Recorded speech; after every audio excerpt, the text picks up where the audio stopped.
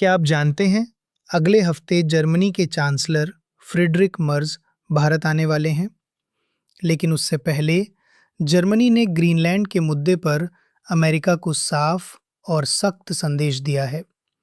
सवाल ये है कि ये तनाव कितना गंभीर है और इसका असर जर्मनी भारत रिश्तों पर क्या पड़ेगा। आज के बुलेटिन में पूरी तस्वीर समझेंगे। नमस्कार दोस्तों, मैं हूं राजेश मिश्रा। आज तारीख है 9 जनवरी 2026। आप सुन रहे हैं जर्मनी टुडे, जर्मन न्यूज़ इन हिंदी। जर्मनी से लेकर भारत तक आज की सभी बड़ी और महत्वपूर्ण खबरें हम आपके लिए लेकर आए हैं।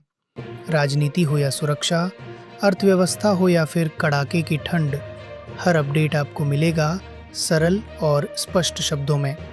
News highlights. जर्मनी और यूरोपीय संघ ने डेनमार्क का समर्थन करते हुए ग्रीनलैंड के मुद्दे पर अमेरिका को कड़ी चेतावनी दी। चांसलर फ्रीडरिक मर्ज अगले हफ्ते भारत दौरे पर। प्रधानमंत्री मोदी के साथ अहमदाबाद में अंतर्राष्ट्रीय पतंग महोत्सव में शामिल होने की संभावना। उत्तरी जर्मनी में भारी बर्फबारी का अलर्ट, कई राज्यों में स्कूल बंद। हैम्बर्ग में खतरनाक साइबर अपराधी व्हाइट टाइगर के खिलाफ मुकदमे की शुरुआत। जर्मनी भारत मुक्त व्यापार समझौता अंतिम चरण में, फैसला जल्द संभव। अगर आप जर्मनी और यूरोप की खबरें हिंदी में समझना चाहते हैं तो चैनल को फॉलो करें और इस वीडियो को शेयर करना ना भूलें। अब चलते हैं खबरों के विस्तार में। ग्रीनलैंड पर जर्मनी का सख्त रुख। जर्मनी ने साफ कर दिया है कि वह ग्रीनलैंड के मुद्दे पर डेनमार्क के साथ मजबूती से खड़ा है। उप चांसलर लार्स क्लिंगबाइल ने कहा कि अंतर्राष्ट्रीय कानून से कोई समझौता नहीं किया जा सकता। अमेरिका की किसी भी तरह की धमकी को यूरोपीय संघ मिलकर जवाब देगा। इसी सिलसिले में जर्मन विदेश मंत्री अगले हफ्ते वॉशिंगटन का दौरा करेंगे। चांसलर मर्ज का भारत दौरा 12 जनवरी से। चांसलर फ्रीडरिक मर्ज 2 दिवसीय भारत यात्रा पर जा रहे हैं। इस दौरे का सबसे प्रतीकात्मक पल अहमदाबाद में अंतर्राष्ट्रीय पतंग महोत्सव माना जा रहा है, जहां वे प्रधानमंत्री नरेंद्र मोदी के साथ नजर आ सकते हैं। रक्षा, तकनीक और ग्रीन एनर्जी में नए समझौतों की उम्मीद है। उत्तरी जर्मनी में ठंड का कहर। जर्मन मौसम विभाग ने उत्तरी जर्मनी में भारी बर्फबारी और ब्लैक आइस को लेकर चेतावनी जारी की है।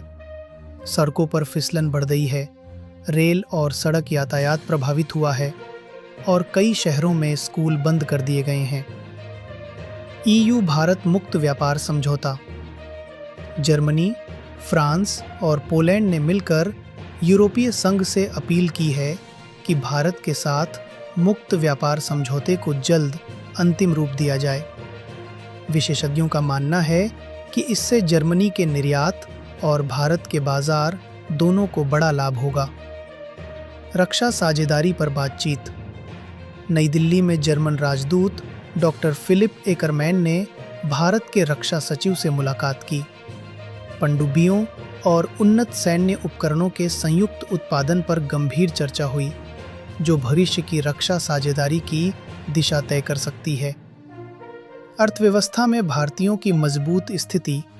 एक नई रिपोर्ट के अनुसार जर्मनी में काम करने वाले भारतीय पेशेवर सबसे ज़्यादा वेतन पाने वाले विदेशी कर्मचारियों में शामिल है। कई मामलों में उनकी औसत आय स्थानीय जर्मनों से भी अधिक पाई गई है। ऊर्जा नीति पर दबाव। जर्मनी में नए गैस पावर प्लांट्स की परियोजनाएं यूरोपीय संघ की मंजूरी के इंतजार में अटकी हुई हैं। इससे 2030 तक कोयले को पूरी तरह बंद करने का लक्ष्य जोखिम में दिख रहा है। Crime update. व्हाइट टाइगर मामला। हैम्बर्ग में 21 वर्षीय जर्मन ईरानी युवक पर व्हाइट टाइगर नाम से 200 से अधिक साइबर अपराध करने का आरोप है। उस पर बच्चों को आत्म नुकसान के लिए उकसाने जैसे गंभीर आरोप भी लगे हैं। मुकदमा शुरू हो चुका है और पूरे देश की नज़र इस पर है। बर्लिन बिजली कटौती में साजिश की आशंका। पिछले हफ्ते बर्लिन में हुई बड़ी बिजली कटौती के पीछे फार लेफ्ट समूह वोल्केनो ग्रुप का नाम सामने आया है। इस घटना से लगभग 1 लाख लोग प्रभावित हुए थे। पुलिस और सुरक्षा एजेंसियां अब भी आरोपियों की तलाश में हैं।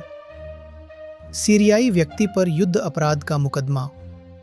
ड्यूसलडॉर्फ में 33 वर्षीय सीरियाई नागरिक पर आईएसआईएस के साथ मिलकर युद्ध अपराध करने का आरोप है।